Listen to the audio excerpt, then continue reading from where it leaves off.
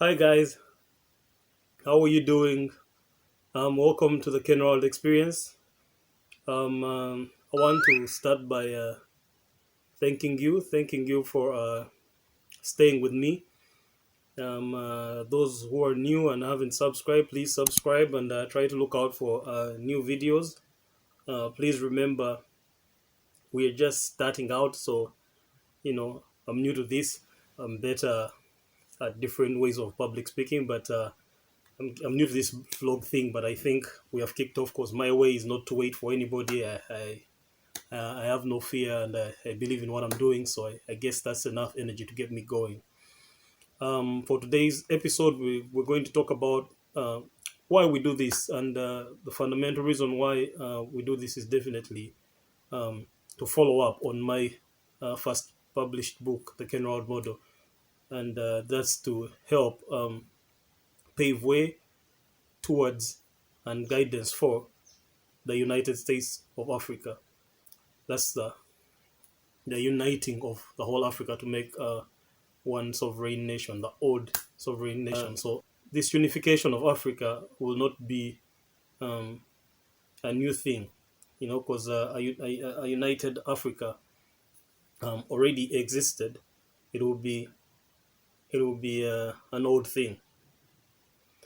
So the universe has been in existence for, well, according to science, over 13 billion years. Um, if you really look at that time, 13 billion years, it means we are only here for like a blip. Because the average best life span for a human being, the best, not even the average, but the average best, like at best, if you are here at best, is 100 years. So if you cross 100 years, man, hell of a life. You kind of made it in in living, right? But 100 years compared to 13 billion years is like a blip. It's such a blip that they say the whole evolution of humanity has just happened in the last hour. If you looked at the 13 billion years as a calendar year, it has all just happened in 1 hour. That's how insignificant we are, in this space-time continuum, right? So what does this mean? That means that in 100 years, for us who are a bit older, in less than that, we'll all be dead, right? And because we'll be dead, it brings out an important question. Um, uh, when we die, how are we living the world? And for us Africans, how are we living Africa? You know, what will be our legacy and what will be our impact? And this is why I started on this Kenrad experience journey, because I believe we all have something to offer, and I believe the best way we can offer anything, in fact, our purpose is to make life better for the future, for the people coming in the future. That's the future people who are the young children. And how do we empower anybody? Through knowledge, through education. And this is an education series to kind of serve that.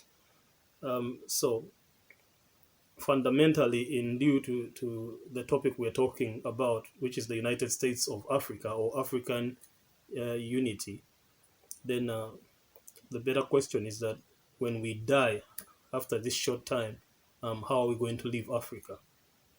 Right. So this episode definitely is dedicated to the regeneration of United Africa, Alke Bolan, and and getting the whole Africa to move in one direction. And my humble principles are the SAR mentality principles. That's, of course, subsistence, a self reliant Africa, infinite, an Africa that thinks of the future or is forward looking, that looks and plans 1,000, 2,000, and, an infinite life, an endless Africa, you know. And finally, a responsible Africa. And responsibility comes with values, comes with that spirit of Africa, you know, transcendent, sustainable, self-reliant, and very valuable. Anyway, so of course, the United States of Africa is not a new agenda. There is already the Africa 2063 agenda that I hope I can enlighten many young people that don't know about that. That's um, saying that in 100 years from the 1953 may dream of uh, Kwame Nkrumah, that in 100 years at least we should finally be united as one sovereign nation, the United States of Africa. So there's a plan, there's an agenda that was came from a letter from Mrs. Zuma. I think it was 2013, and as we approach 2023, it's important that at least we see a significant step. We thought by 2020 there will be no guns in Africa in terms of no aimless war. Still there, but I feel like the politicians have let us down because we need more implementation. But again, I understand why things can't move, you know, and that's what this episode basically is for. We're going to discuss ways to accelerate the process and my own peculiar idiosyncratic advice on how I think this should unfold.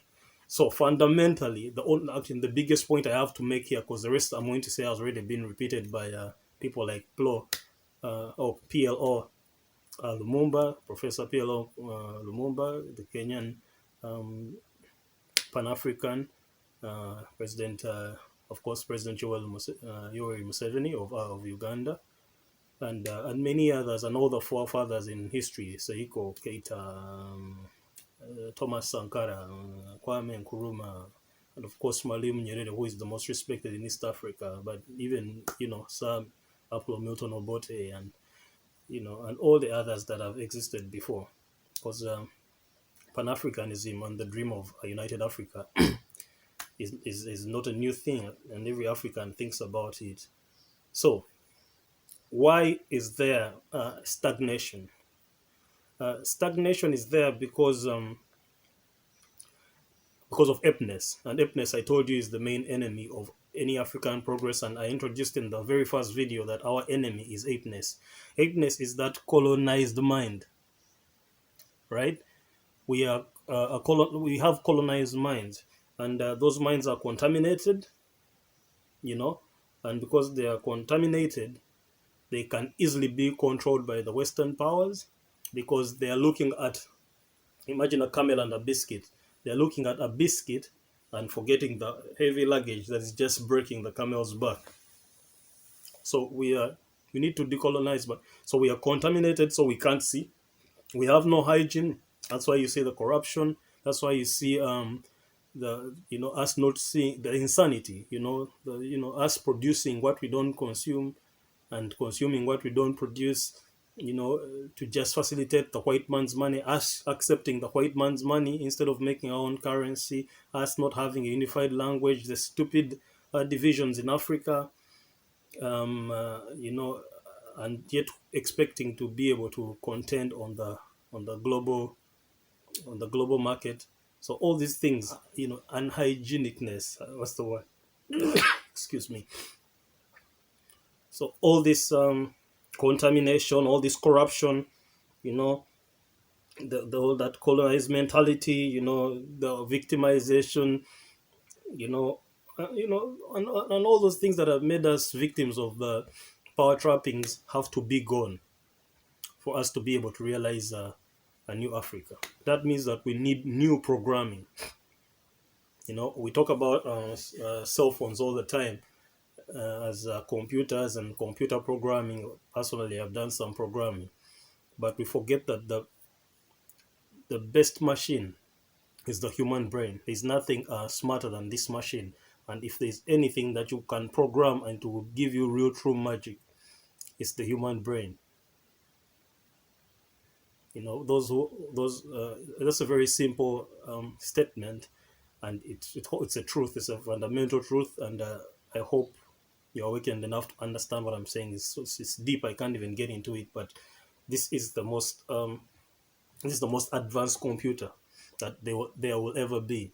And all these frequencies that you see just help this computer to be able to read, because without this computer reading, there's no value on earth. So this is the computer that is reading. Even the smartphone just aids this computer to read.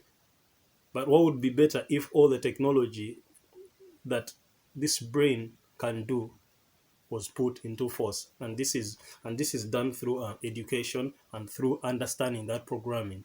So I wrote in the Kenrald model, and I told you that the key to achieving the Agenda 2063 is by understanding that none of the leaders of Africa in 63 are going to be the people that are alive today, which means that the leader, the first president of Africa, has not yet been born, literally, or is just being born.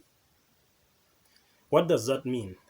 That's a very heavy responsibility put on all of us, the living, to immediately start treating those children like the people that are going to run Africa long after we are gone. Start paving for them a way, start protecting them like wild bulldogs, and start programming them. I mean, with the ideals and the culture and the strength that we would like that African in 63 to be. And this is the fundamental point of this video, that for us to have a United States of Africa, we have to start with the young. We have to start with the future. We have to go in the future and start programming the future. So we have to understand very quickly that none of us is going to be the first president of Africa. So it's useless for us to bicker and divide ourselves and even plan on this stupid colonized economy, that we are trying to organize this colonized economy as if we are going to be the leaders. No, the economy for the future Africa is a different economy. It's a totally new economy with the Afro as the new currency, or whatever we'll call it, with a united Africa, with Swahili as the spoken language of Africa, with so many things. I mean, if you look at the 7 pillars of the Agenda 2063, it's a whole different world. It's not this world. So we need to stop trying to, improve the colonial system and think that will work. You can't build something long-lasting on something fake. You can't build a house on a stupid foundation. You have to build a house on a strong foundation. And we have 60 years to build this foundation, or at least do the best we can do, but program a computer that is able to take up the mantle and build even stronger features, to maintain a stronger house that can be expanded. So we're just building the foundation, So understanding that we are building a foundation means that we need to let go of the old house. The old house has to totally come down, and that coming down is the sacrifice. And sacrifice is a very strong pillar of the African spirit anyway. The old house has to come down so that we can start building the new house. And building the new house is through the children, programming the children. We can say that maybe by the year 2040, the East African Federation should have its first 20-year-old, president. Even if we made it ceremonial. But we should start it in school and have those kids vote for each other and teach them true democracy, In the meantime, we can sit down and draft, everything is to drop the old building and build for them a new constitution that is not biased, because none of us will ever benefit from it. They will benefit from it. So we shouldn't be biased trying to put here a curve and here a curve. We need to set up something tight, something short, precise, but tight. Something as tight as the Ma'at. Ma'at ran Egypt for thousands and thousands of years. It was just 42 laws. 42 laws. Each law taught for a year in their universities, but it taught you chemistry, science, that by the time you were, released as a master, you could do anything. You were such a useful person in society, and that was their education. But you can do more research and see what we can learn from the old Africa, and we can also apply what we have learned with the new world, because their world, much as it was advanced, we didn't get to witness most of it, and colonialism has corrupted us. But we have the history. It's written in stone in the pyramids. We have the history. It's written in art pieces in museums all over Europe, that we have to claim, by the way. That we have to claim. We have to claim back all that value. Because that's value. Those are things that are going to back the Afro. That's the wealth that's going to back the Afro currency. We have to claim it back very quickly. So the elders, we have to sit down and and share roles. So let's have the lawyer class set up a syllabus, set up the constitution, and set up a strong syllabus for them to study this constitution as early as possible. Let the doctors and the healthcare people also set up a way to see how to treat, to inventing medicine. The African medicine was about invention. Doctors were actually engineers because they invented new medicines. Being a doctor was inventing new medicine, finding new cures. That was a different role from the pharmacist, which is another one. Let the pharmacists also come together and be pharmacists. Now, pharmacists are the ones that see how medicine relates to curing disease, which is what doctors have been fooled in Africa to do. Doctors in Africa are actually pharmacists. They just know how to prescribe, with the pharmaceuticals sponsoring a lot of money in Africa, to educate these people so they become just good prescribers of medicine and not true doctors that are inventing new ways to make life better.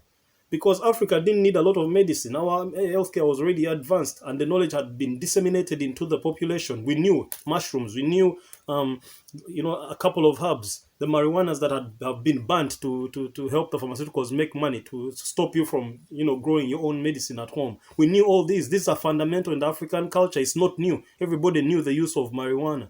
Everybody knew the use of mushrooms. Everybody knew these uses. Every African that was born, even later after colonialization, so long as you had time to go to the village, you know that we had herbs and these herbs work, and you know what these herbs do, and you know that they are better. We know these juices that came from these leaves, mango tree leaves, oranges and lemons mixed together. We know the concoctions that you would drink, and people would never suffer from malaria. We got immunizations through these herbs. Where did all that go? That wasn't even a knowledge kept for the doctors. It was common knowledge. So imagine what an African doctor had in terms of medicine. That's why when the white man came here and they tested our medicine, they quickly called our doctors herbalists, and they called them witches because they thought the medicine was magic. I told you in the book that the African had started communicating with the world, with nature, literally communicating with nature, like exchanging knowledge with nature, with plants. This is how far we had advanced. And now we are back to zero, where the internet is talking to metals, machines, and literally humans, and thinking that that's AI. In ancient Africa, AI was the human being.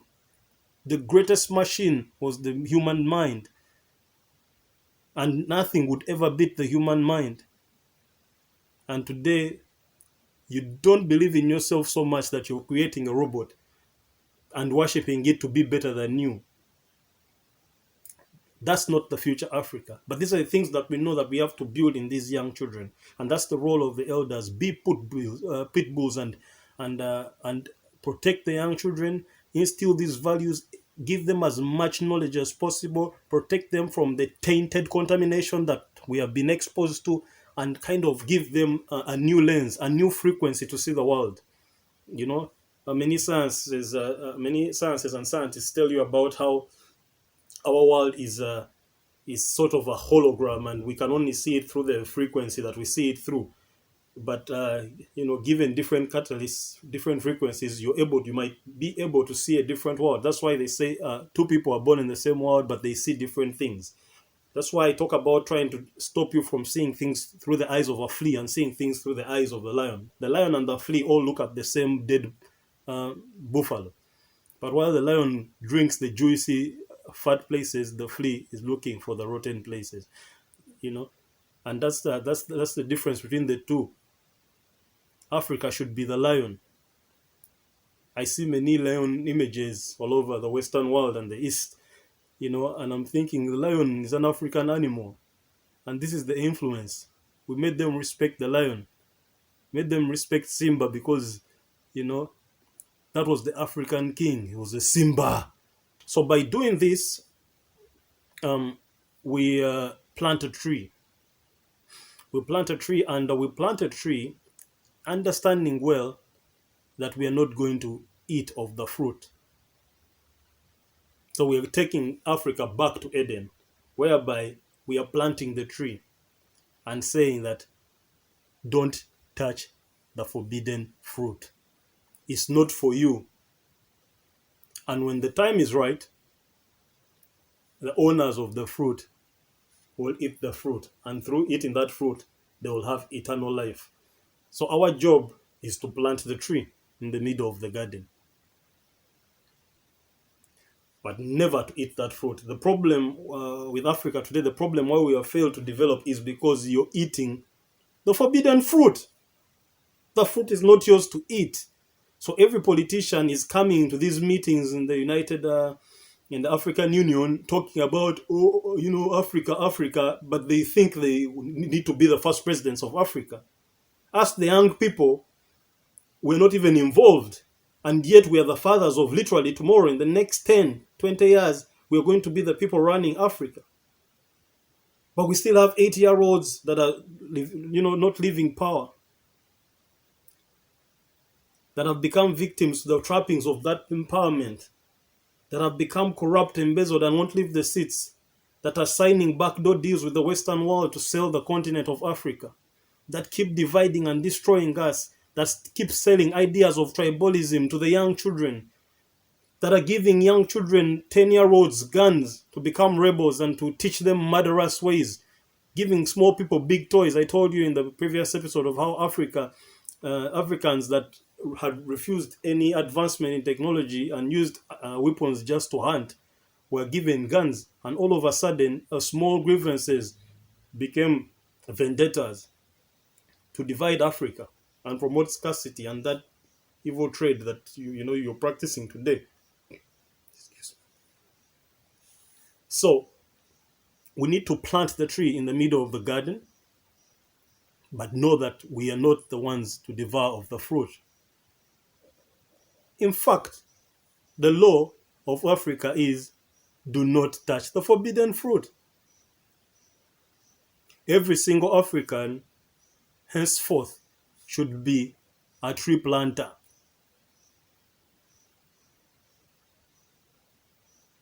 And how do you plant the tree? You plant the tree for the future, which means you need to be infinite thinkers. This is one of the key principles of our SAM mentality, the Kenrald Experience SAM mentality. Infinite thinking. That's planting the tree. Everywhere you go, you should be planting the tree. You should be seeking for knowledge and planting it into the young Africans. True, unbiased, sincere, pure knowledge. Resurrecting knowledge. Salvation. The truth. The light. So we'll plant the tree. That's our role. This generation and the next 2 generations, if I count the 25-year generation, or the next 5 generations if I count the 10-year generation. Our job is to plant the tree. And by, say, 2040, we can start testing out with the first 20-year-old ceremonial president. We should think about rolling out new money as soon as possible, so that we go through fixing that value, until by the year 2040 we have a currency that this once the ceremonial leaders become real leaders, once we give them the power in 63 or earlier, depending on our progress, we have already built a strong currency that works. We are all tired of traveling from Kenya to Kampala to Dar es Salaam, and you have to deal with 3 different valueless, useless currencies. Why can't we have one currency for Africa? You're in Lagos, you're using a different currency. You just fly 45 minutes To Accra, you know, different currency. That's all nonsense. That's all the white man's way to divide us, to make business hard to do. We can't play by this game. It's very obvious. We should get a new currency today, tomorrow. Why wait any further? There is definitely no need for us to wait any further. So we can use the time um, to start fixing the important things. Because we are planting a tree, and because empowerment comes through knowledge, definitely the first and most important rule of thumb would be build a new, a new. Remember, we are crushing anything old and building new. So we need to build a new African syllabus for this future. And the African syllabus, later, when they are more mature, when they understand the mission, let's say at PhD levels, we can teach them about the Igbo, the Baganda, and all these other deeper tribes, because they might need to use them once in a while when the white man starts studying Swahili. He might need those dialects to hide a few secrets deeper. You know, our secrets are so good because we just tell you a story and you don't know what we are saying, but you think we're telling you about a hyena or and a monkey, yet we are telling you about a deeper value. That's Africa, metaphorical. We tell you about the sky, you think we're talking about those stars, but we're telling you about the origin of life. That's Africa. So we need to sit down and build for them a new syllabus, African, in Swahili. Teach them the laws of Africa, the laws, the constitution of the new Africa, and teach them the infinite, transcendent, self-reliant, and sustainable ideal and agenda as our definite aim. Just show them the path, because we don't even know what we want to achieve, but we know the path we want to keep moving. And when we keep moving towards that path, we will find heaven. This is the old story of Africa, of in death, while pursuing the light, you will find resurrection. That pursue the light to your last breath. And after that last breath, you will resurrect.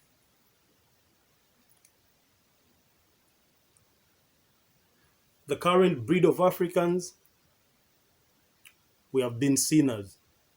That's why we die and we don't resurrect. That's why we don't have living heroes. Our living heroes are our brothers in the diaspora, the Americans. And these are also enslaved people. The Africans, we are the people with the culture. I hear black Americans talking about culture, culture, culture. But the truth is that they have no culture. Their culture is here in Africa. But we have forgotten their culture to tell them. We know it, but we have forgotten it. We have been corrupted by the education to worship the white man culture. And so the slaves look at us. I mean, the brothers in the diaspora, forgive me, the R400 look at us and they're like, it's a white man culture. And so they stay away. Because what they expect from us is that Wakanda culture, that Zamunda culture, the names they call us. But it's deeper, because for us we know the real culture. The Bazibiti culture, the Ganda culture, the Kitara culture, the Igbo Biafran culture, the Liberian culture. Liberia is a new colony, but before that there was a deeper culture of the Musa Monsas and the people in Guinea and the older kingdoms. In the north, the Egyptian culture.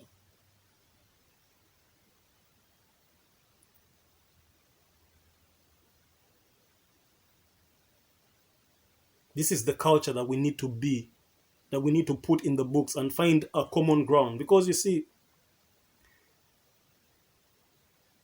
the culture is God the Father. The culture is the unification, is the spirit of Africa. And so to kill the spirit of Africa, it was easy as killing the culture. When you kill the culture, you've killed the spirit of Africa. But killing the culture is not killing Africa. Because the African spirit is a resurrecting spirit. And thank God that we've been built in that spirit. There's a nice story of an eagle that was fed on chicken mash. And the captors felt like after feeding it with so much chicken mash, they had turned the eagle into a chicken. But the African spirit says no.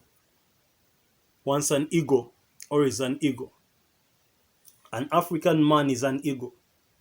Even if you feed him with chicken mash, oh, he will fly away one day. And the day is today to start flying. The day is today to start flying. So sacrifice and the transcendent spirit, the spirit of resurrection, that you accept the undue suffering. That's the sacrifice. And by accepting the undue suffering, you find a path, you find light. Through responsibility that gives you meaning. So education is one of the key fundamental things to fix.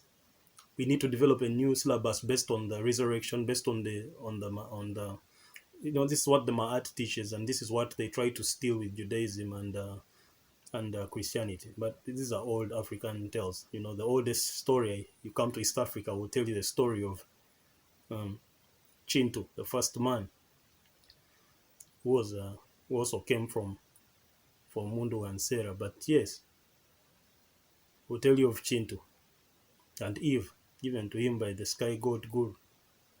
And Eve coming down with the brother, Olumbe, who today they call Satan. And God sending a savior, Kaikuzi, Ka, Perus or Horus, Moses, and now Jesus.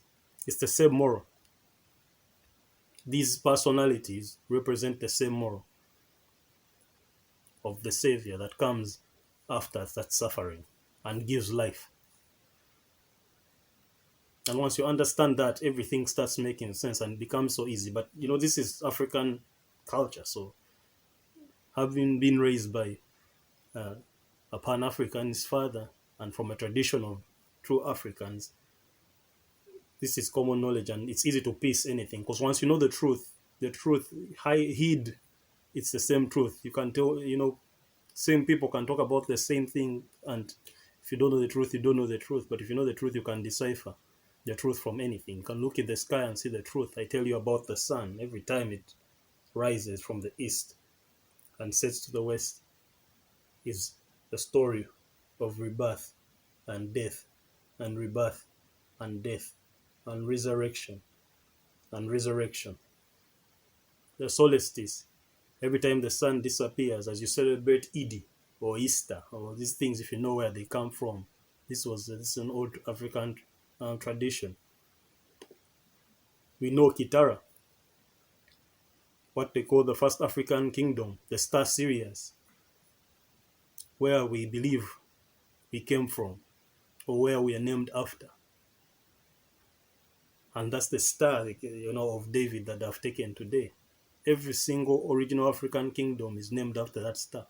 And it had 3 children, the stars that followed the Sirius.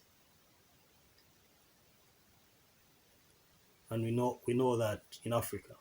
So none of these things are really new, even if you read them now, as how they've been Romanized to make sense in the Roman religions. So we fixed the education. Like you can see from things I'm talking about, there's a lot of deep stuff to put in the education to teach the young Africans that by the time, they become responsible people, they understand their history and their values and their ideals, and they have a definite aim and path. And definitely they understand the resurrection. They understand Jesus and they accept Jesus Christ. If you want to use that, because it's the modern way of talking about the resurrection. The next important thing after fixing the education is you have to fix the money. Africa will never be anything with the same money that we have today. We will never be able to trade fairly if we still accept the fiat money.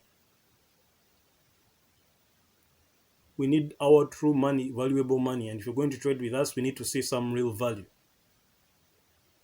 Not papers. We need to stop accepting papers, and now they're easily running into the digital world where they will confuse you even more. No, we are not rushing. We are going to build our Africa with our money, and we will expect value for the money. We will not expect papers or some digital foolery. No, no, no, no, no, no. Value, because our money is backed by real value.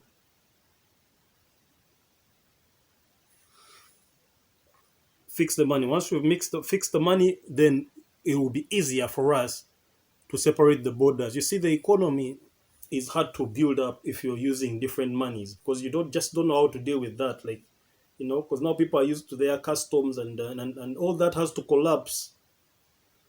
If you're going to unite a country, the customs have to first die, and so that's the sacrifice. And that's why the first lesson we sell in the Kenrald Experience is subsistence. Once people are self-reliant, then we can choose to say for these 5 years we are first killing all customs so that we can unify and people won't be dependent on government because people will be self-reliant. They can produce their food, so we can easily sweep away the colonial economy and build our new economy.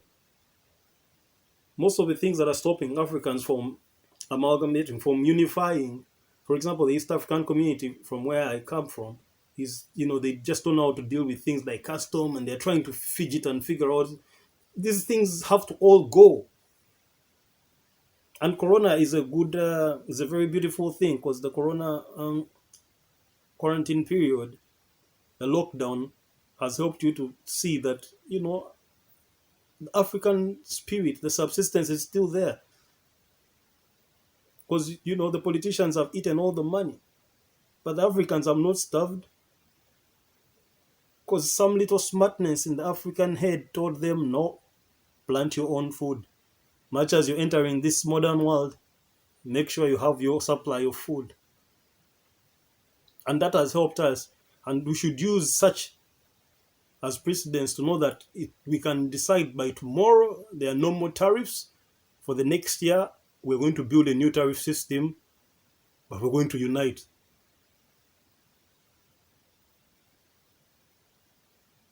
So we need to drop the old economy and fix the money.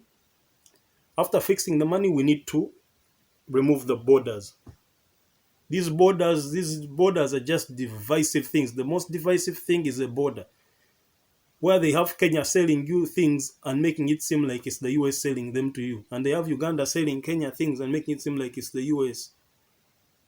Because they are making money off that tariff. Every time a good moves from Kenya to Uganda and back, those taxes that you think are Kenyan or Ugandan taxes, you're actually paying them to the colonial masters. Those taxes go to the state, and you know who runs the state. You people in power, you know who runs the state. It's not you. You beg for money. You actually buy your money. The planes are flying, buying money from Europe, your own money. You don't even print your own money. Or when you print it, you need permission. Now, how do you trust money where they say it's your money, but you need permission to print it? While they're out there printing and printing money. I mean, look at the US debt, look at the cash released, and look at the domestic debt. It just doesn't add up. They said they'll release this amount, but when you look at the debt and you look at what they've released and you look at the cash in circulation, definitely there's a lie somewhere. There's a lot of fake money, fake legalized money. But for you, you're dealing on rules to trade, and you accept that nonsense and you think you'll ever have fair trade. Wake up.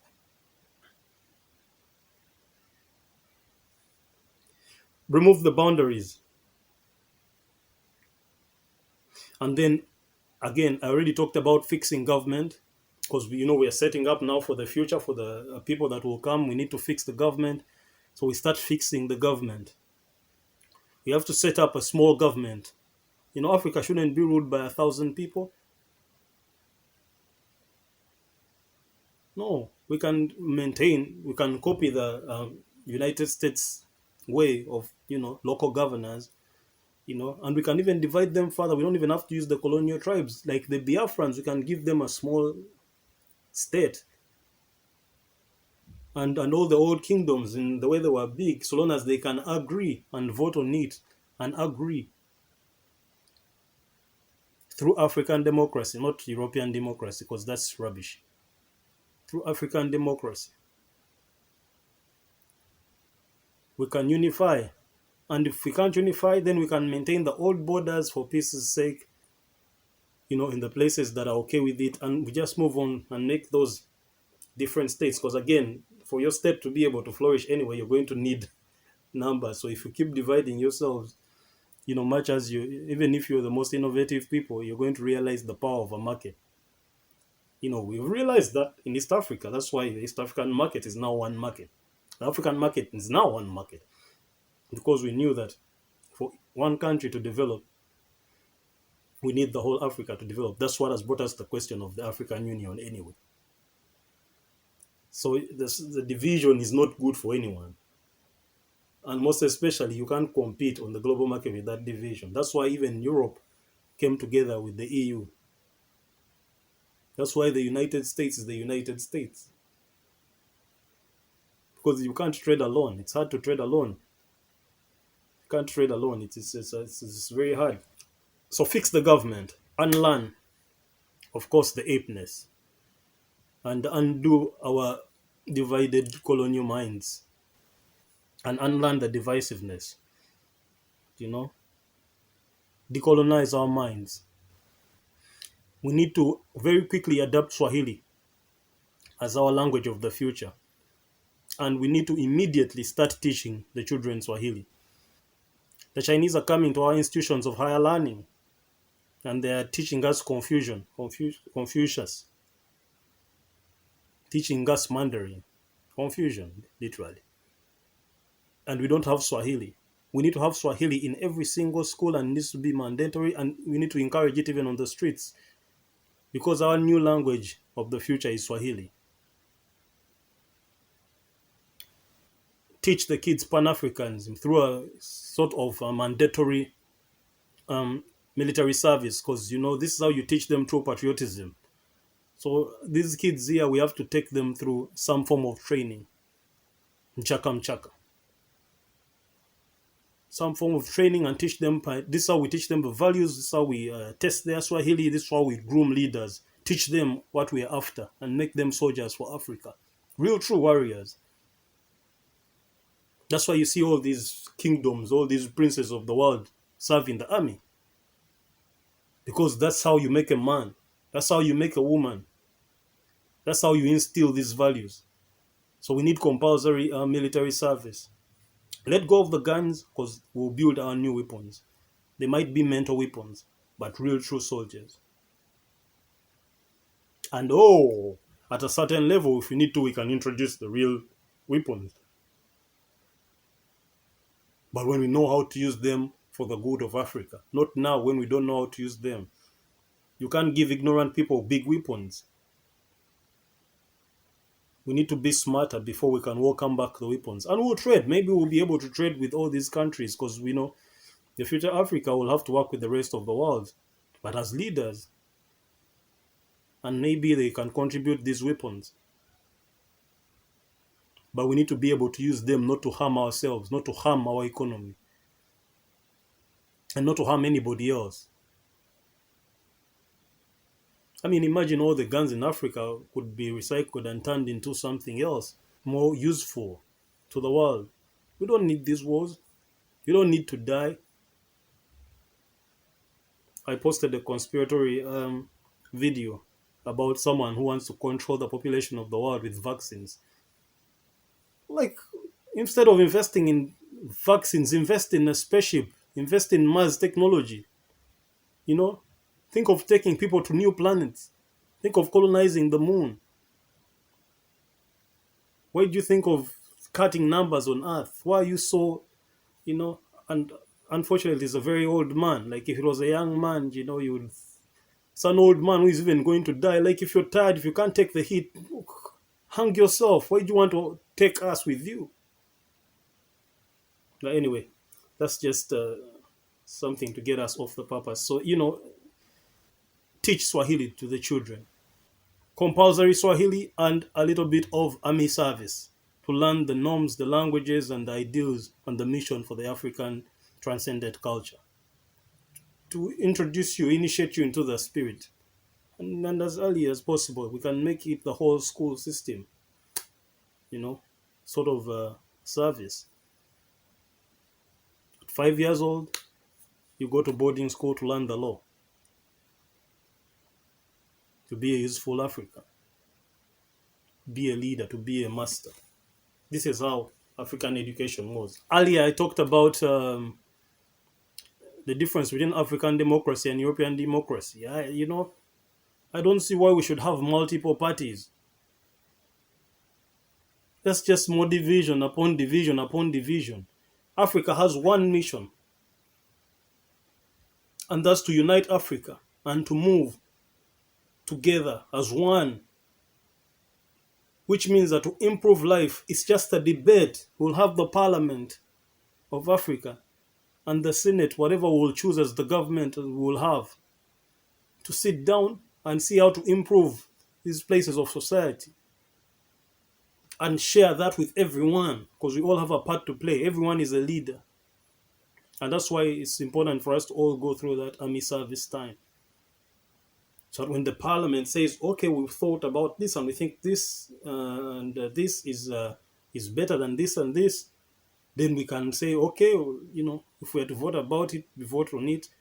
If we're to take that from the leaders, we take that and we follow that, as that's what's best for Africa, according to the written constitution and the mission and the trajectory and the aim of where we are going and the light. If the light tells us something to do, and the light is not a person, the light is an institution that speaks together. And so we'll stop voting for even individuals and personalities and vote for institutions. And this is just the European politics that make you vote on personalities and more divisions. And that's how, funny leaders emerge. Because you feel you can't do without them, or they think you can't do without them. So we should have a united Africa that can run even without a leader. The original African tribes didn't have kings, but they were strong and supreme. Without kings, nothing. Everyone was a king.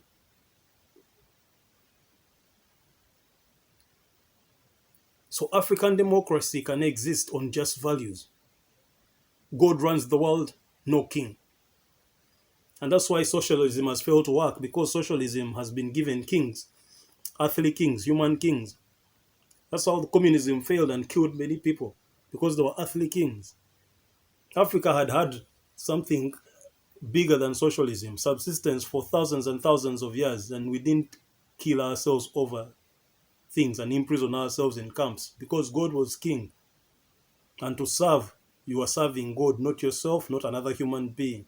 And so you are subsistent, you are self-reliant, so that you're less of a problem for God and so for the other people. So every man cultivated the land. And every time you cut down a tree, you replaced it. And every time you hunted an animal, you also helped. You didn't hunt the babies, you hunted the mature ones. It was like picking ripe fruit. No one hunted a young deer. We hunted the old mature buffalo. These are the norms of Africa. These are the morals. Picking the ripe fruit, not the raw one.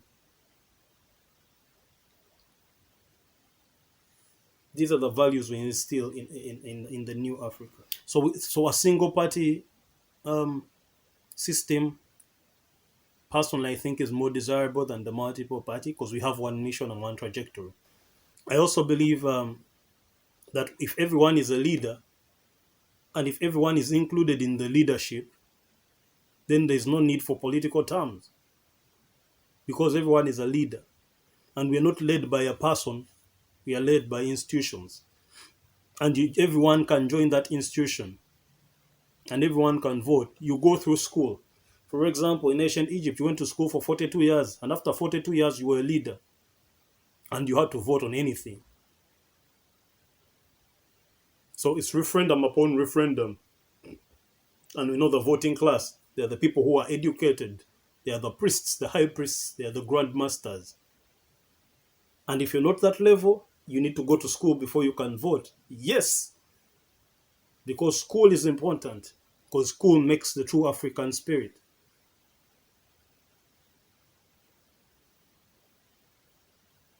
And this is why there was a lot of respect for elders, because elders were teachers and they were not hungry for power, they were advisors. So it was like an equivalent of the House of Lords. You know, these are all stolen from the African way of governance anyway. And the House of Lords ran and advised whoever was chosen as a king, if they had a king, advised the pharaoh, who was one, because we all came from one family and it was evident. We knew the families in Africa. That's why it was easy to have that pharaoh family. And also there's a way the bloodline, kept regenerated because the pharaoh would marry from a different family, and it would rotate so that you keep everyone feeling like, okay, it's the year of this family, or it's the reign of this family, these bloodlines.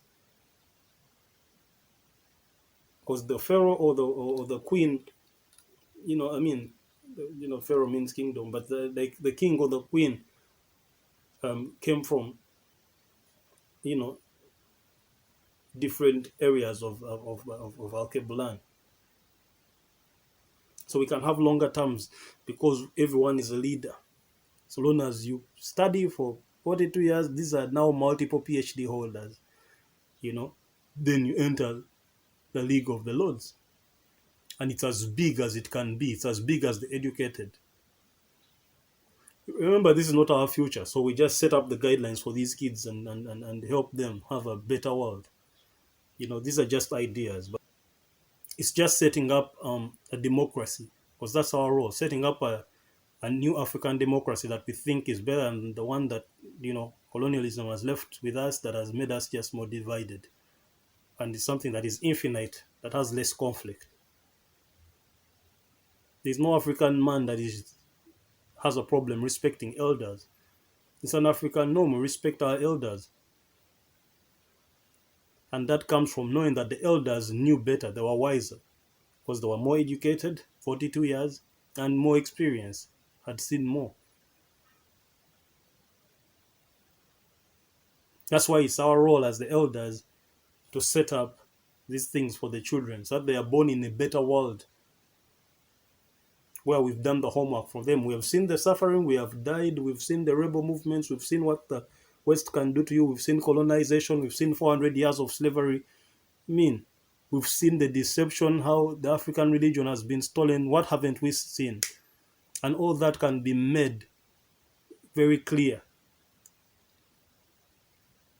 to the future, to tell them that there is hell if you don't follow this constitution, but also make it stronger to break, because we know, again, how we were attacked and how the old kingdoms were destroyed. And so we have to protect ourselves from that. We need to get Africa back to building the next pyramid. It's time to build the next pyramid. I already talked about restructuring the education system. One of the key other divisive elements in Africa is not understanding the spirit of Africa. Many Africans today have been divided along lines of religion. But most of these religions that are making us lose blood are not original African religions. These people that you think are really just gods and whatever didn't exist even in the last 3,000 years. We are talking about an Africa that is older than 10,000 years. So where did these gods come from that are making you kill your own brothers? We need to go back into our culture, and then you will understand the African gods, the Elohim of Africa. And Elohim simply means one God, but manifesting in different ways. The same God manifesting in different ways.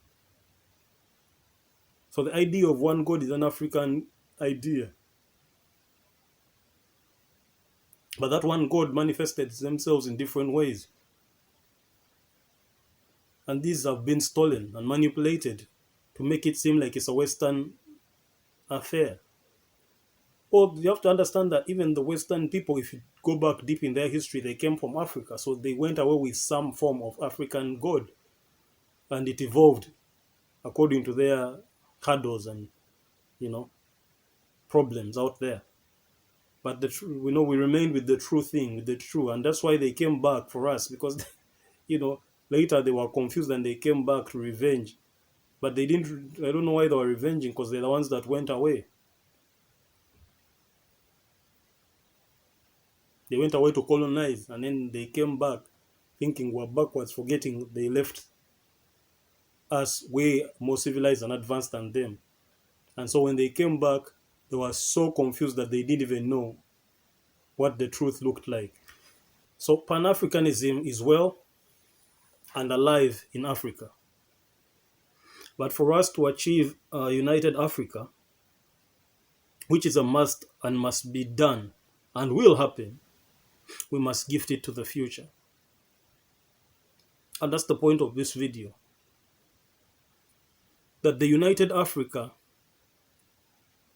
is the Africa for the children that are being born today.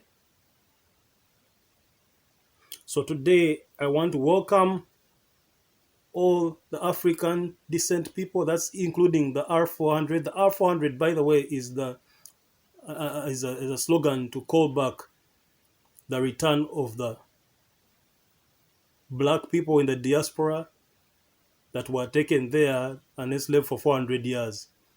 So the 400 represents the 400 years of slavery, and the R is return home. So return home the 400. That's what the R400 means. So the R400 have to return home and help us build. Because the little expertise that we don't have, you have.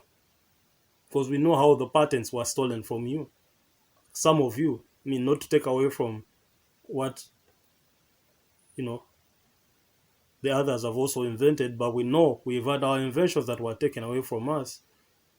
And we know you've learned a lot. My brother Kanye West is building the Easy City. I don't know why he's building it in Wyoming. The Easy City needs to be built in Uganda. Kanye CJ, you were here last year. You were in Uganda last year, and you talked to the top level people. If you wanted land, you would have talked to us. Come and build Africa. Come and build Africa. It's home. I know it's a sensitive topic. I know you don't want to be put in a box, but Africa is not a box. Africa is home. Africa is home. I heard they were putting down your domes because of 10 feet heights. In Africa, you'll do whatever you want. In fact, come home easy and build the Easy Pyramid. I know that's something that is interesting. So I'm inviting Easy, I'm inviting Jay, I'm inviting Didi, I'm inviting all of you, R400, our children in the diaspora. And that includes also our children in the West Indies, in Jamaica, in the Caribbean islands, in, Brazil, in the Latin American world. Because you're all black. I see the Americans confused on if the Latinos should be black or not. The Latinos are very black. That's why you see they use the word nigger, and they can fight for it because they own it as much as we own it. Their forefathers are black. There were more black people there than Spaniards. I mean, look at their history and see the faces of their gods. These are black people that have been decolorized to justify slavery. Some of the slaves that you think were gotten from Western Africa, abducted and brought to the slave farms, they are black people that were captured from the Americas. But all of you come from Africa, and we're inviting you home. Come and let's build. There are so many professors that are out there. I see the African Diaspora Development Institute by the good doctor, the good doctor lady. Please join her. And I hope she's also open-minded, to involve the multiple states. I also need the African leaders to step up and, educate the people about the 2063 agenda and the 7 pillars. Why isn't this in every newspaper every day? What is the African media doing? We need to push these principles. With that, I would like to thank you again for joining me on this episode. Together, we shall unite Africa. Together, we shall have one Africa. Africa is the greatest nation. It has always been the nation of Al-Kebulan. I thank you for joining me on this episode. If you haven't subscribed, please subscribe. We'll have little, off videos like the previous one that I know was talking about so much conspiracy and seemed like it was off the mission, but all these things are connected. These conspiracies are against us in a way. They're against us. Because when the world runs wild, when people have nuclear bombs that can destroy the world, then it affects us. When people are releasing viruses and vaccines and selling them to us, it affects us. And that's why we have to talk about that, so that, at least we let them know we know what's going on. But while they dwell in their confusion, we need to build Al-Kebulan. We need to build a united Africa. So again, thank you. If you haven't subscribed, please subscribe. See you on the next vlog.